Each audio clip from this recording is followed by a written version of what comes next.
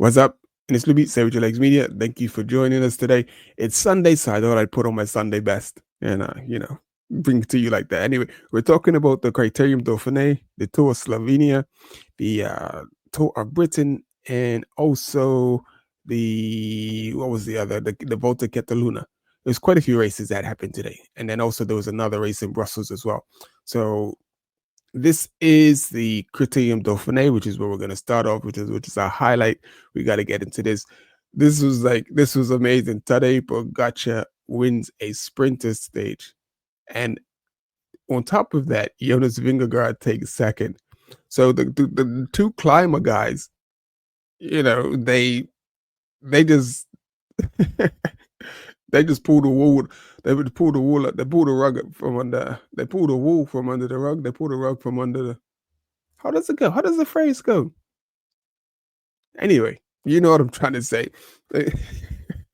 But it was just stunning. It was amazing. Let's get into it and let's see what happened and see what went down.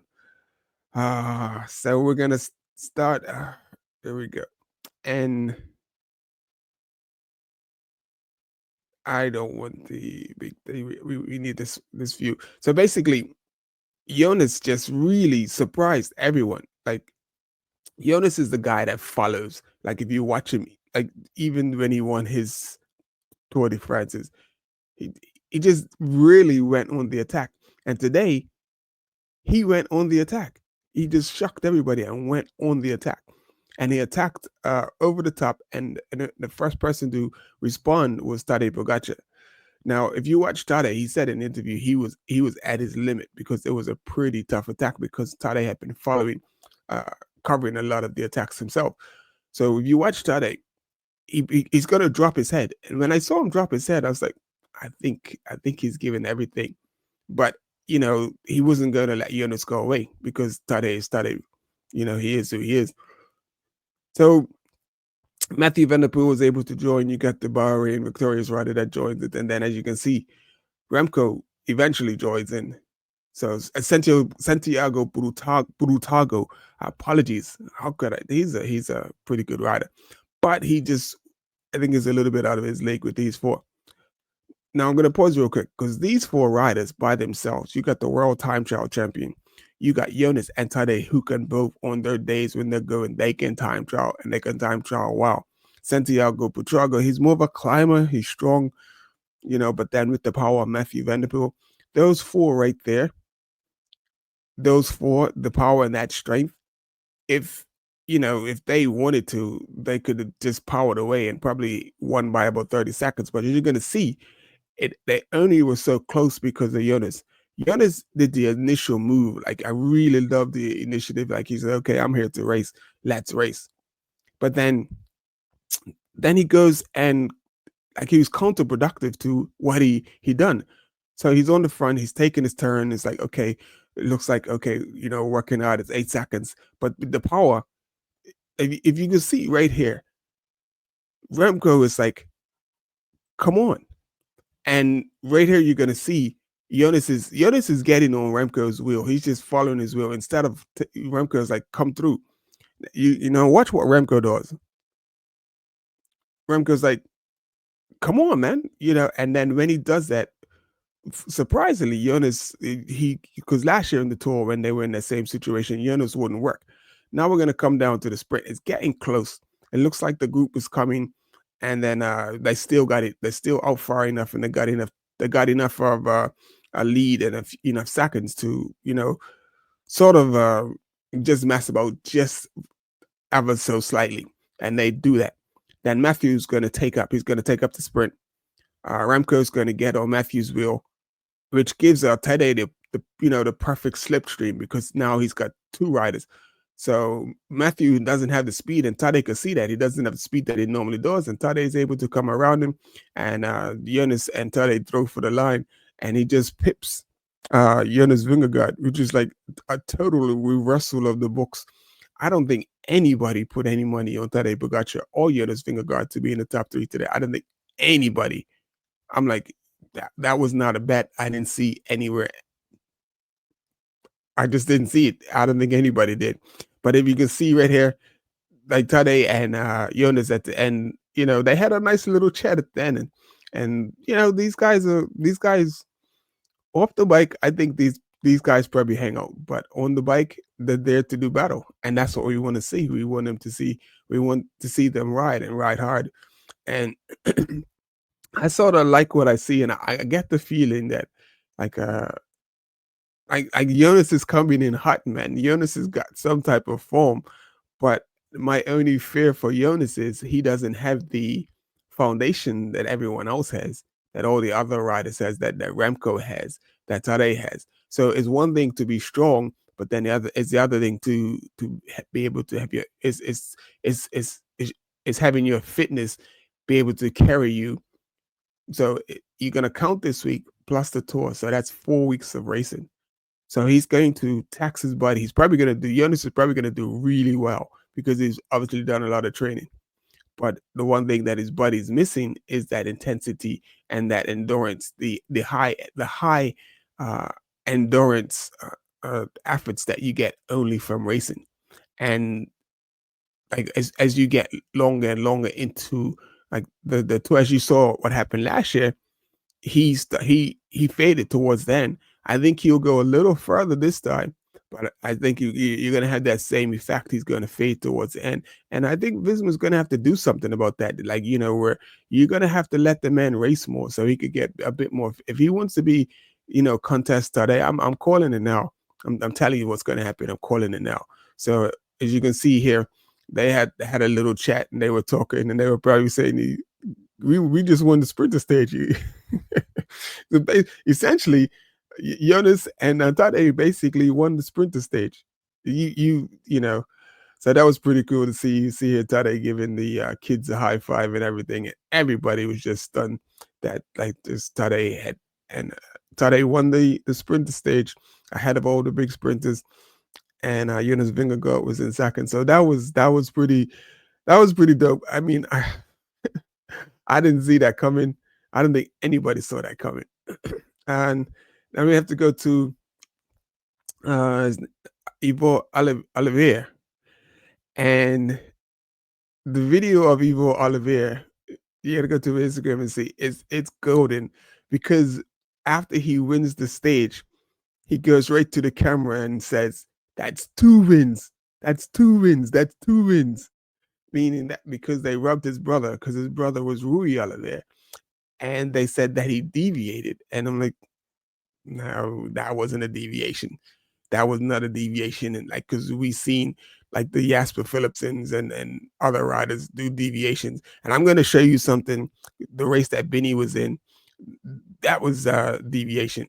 So yeah, so just to see Ivo Olivier, get that win. So Track Little took it into the last corner. They kept the pace high. They were trying to lead, set it up for Theo Gegenhardt, but Ivor, he's actually the lead out man for one Sebastian Milano.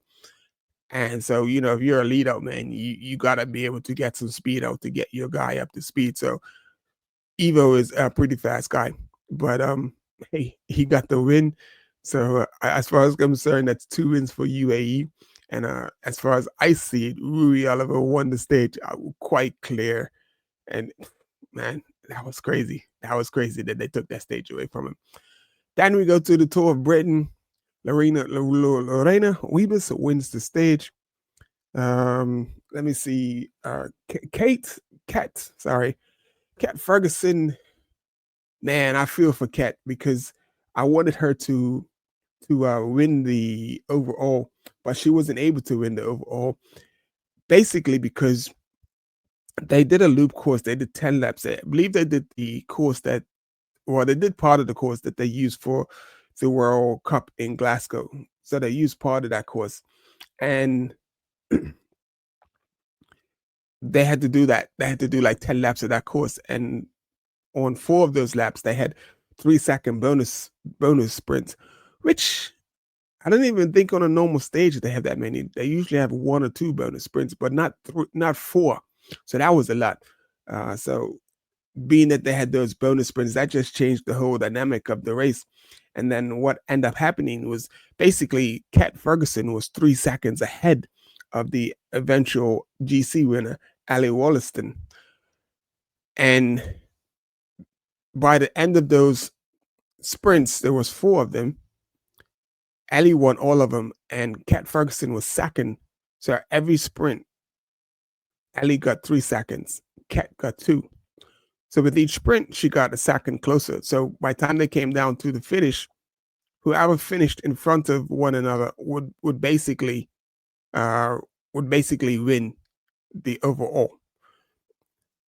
And it just wasn't looking good for Cat because she couldn't figure out that corner. And basically, Ellie was the faster of the two riders.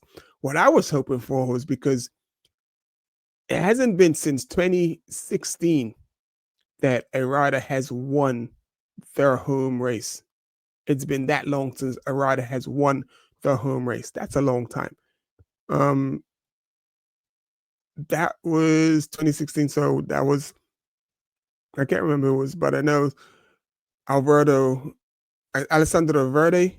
Yeah, so it was him in the Volta a España, and then the Tour of Italy. You had the Tour of Italy. I can't remember what the Tour of Italy, but that was 2016. And then the last rider before that, believe it or not, was 40 years ago, with Bernard Hinault in 1985. The last time a rider from the country where the tour is being hosted won their race.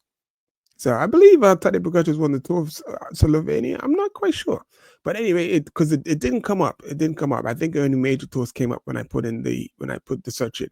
So that's how that went, and I was really like hoping that Cat Ferguson would get because she won the stage yesterday, so she went into the lead. She got the leader's jersey, but she wasn't able to hold on to it. And yeah, that was just, man. I was like, I really wanted to see her win the GC so she can, but anyway, she got second. Um, second is cool, but I wanted to see her win. And then in the Volta Cataluna, after Zuez, they just cleaned up. So they got Chevy winning stage one. So basically, Demi Vollering, Chevy, and then another young lady got away, and then Demi Vollering and Chevy put the 1-2, and Demi just sat on the wheel of the rider instead of chasing and let her teammate go up the road and win the stage. Well, Demi came in and she jumped it just before the last thing and finished second. And then the second day was a massive climbing stage, 20 kilometers to the top. She would ride with a young lady from Visma Lisa bike named Miriam. And in the last kilometer, she would drop Miriam and then go on to win solo. And then today, Demi Vollering again, she done the lead out for her teammate, Los Agist, and basically set her up to take the win. So you can see them both celebrating. This was stage 3. That was today. So she went. So that's how that ended. FD Zuez just basically dominated. They just dominated the Volta Catalunya. And it's really good preparation for Demi because there was some really good climbing. And, I'm looking forward to the Tour de Femme. So it should be really good. And then the last race we're going to look at is this is the I don't want that view. That's the view I want. So this was a hot mess. I can't remember the rider's name from Israel. It begins with an E, but I can't remember his name from Israel Primotac. Let me see if I can pull it up really quickly. From Israel Primotac, he was a hot mess. He was all over the place, and I hope he got DQ'd and stuff because he was after he went in and literally just barged Bini out of the way. Then it's called the Brussels Cycling Classic. That's what it is. And is he still because it looked like he finished in about 8th or 9th, like in the top 10. So he should have been relegated. Personally, I think he should have been relegated to the back of the bunch. So let's see. Israel Primotac. No, Ethan Vernon. Now Ethan Vernon, man, this man was all over the place. He just was just a hot mess. And let's go back and start from the beginning. So Um, you're gonna see right in if you look down, you see the blue jersey, and the blue jersey behind the blue jersey, you see Benny. Now, Ethan literally, what you're gonna see, he's just riding reckless, and the fact that Rui Oliveira got relegated the other day for such a minuscule move, and then to see this move and no repercussions. So let's roll it and see. So as you can see, Rui is right in front of Benny. So Benny's gonna say, okay. So what I did is I think I missed it. I started recording right after. So yeah, I don't get where I don't it doesn't show where he just like he literally barged Benny. So Benny's got a Benny was on the wheel of Tim Miller, and then uh, is his name Ethan Vernon forces his way onto Tim Miller's wheel, like he's going to do something. Now, it's a good thing I'm not like a DS or somebody because I would I'm like, dude, you're not even fast. You wasn't even in the running. You were you did all of that pushing for what? So it's not just Benny. He's going to get an altercation with 4 or 5 other riders. So after he's going all over the place, then this next rider right here, you're gonna see what he's gonna do to the next rider. Let me stop it right here. Now you see the rider to the right. There's a rider on the so you got Tim Millers in second wheel. You got the picnic poster rider that's leading out his other team rider. Then you got the confidence rider to the left of running. And then it looks like to the I'm not quite sure who that is. Is it to the Rose Upama? Go for this. It looks like to the Rose. It's black. It could be Alperson. But anyway, let's see what happens. Let's see what he does. So first this is the first movement. He's all over the confidence rider. So the confidence rider is just like, yo, just like backing him up, like backing him up. So what's the reaction? The reaction was pushing him into the Elberson rider. Said Elberson rider, goes so pushes out Benny. So right there, and then the fact if this is not being reviewed, I'm like really surprised. But then it's going to get worse. So Benny's coming. Benny's riding straight. Benny's going past him. Benny's actually, you can see Benny going past him. And as Benny's going past him, what does he do? He hooks Benny and he pulls Benny back. So Benny probably would have got on the podium at least. He may not have won the race, but he would have got on the podium. Because you see where Ethan is. So Ethan is second or third wheel now. Yeah, like third or fourth wheel now. And then watch what happens to Ethan. All of that stuff, all of that fuss that he was doing, and then he just dies. Everybody just passes him. I'm like, what was all of that for? And the fact that I, so like just to go back to Rui Oliveira, he gets relegated for the slightest movement, and then a rider could do everything that Vernon Ethan just done, and nothing happens. So this is my whole reason for like, you're going to make a fuss about Rui Oliveira and talking about that's anyway, that's crazy. So we're gonna just see a head-on shot, like, and you can see like where Benny's really being impeded, and then he goes on to like so like you can see Benny to the left, he's going for it, and then Ethan's gonna like hook him back, and Benny's just like defending himself so he doesn't go down. And then once he did that, they pretty much just put Benny's brakes on, and then that was the end of it. That was the end of the race for Benny. That was flipping crazy. That's it's stuff like this. This is what gets me annoyed when people like post stuff up and then it's like, nah, Rui should have got disqualified. Nah, Rui should not have been disqualified. This guy he shouldn't just be put to the back of the race. He should be put out of the race because he had altercations with about three different riders. First, he went to get Tim Miller's wheel, which I missed. He cut in and he, literally pushed Benny out, like he physically pushed Benny out, and Benny had to, like, I really I regret missing it, but Benny almost went down. He literally did a maneuver like and kept his balance, and it didn't go down. And then he just started bumping and budging the other rider. So It was flipping crazy, and it was crazy to see. But anyway, that's all the races for today in the Sleepy Savage Legs Media. Hope you enjoyed that.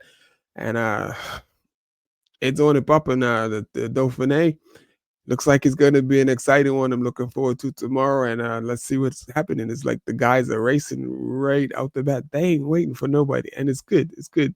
This is what we want to see.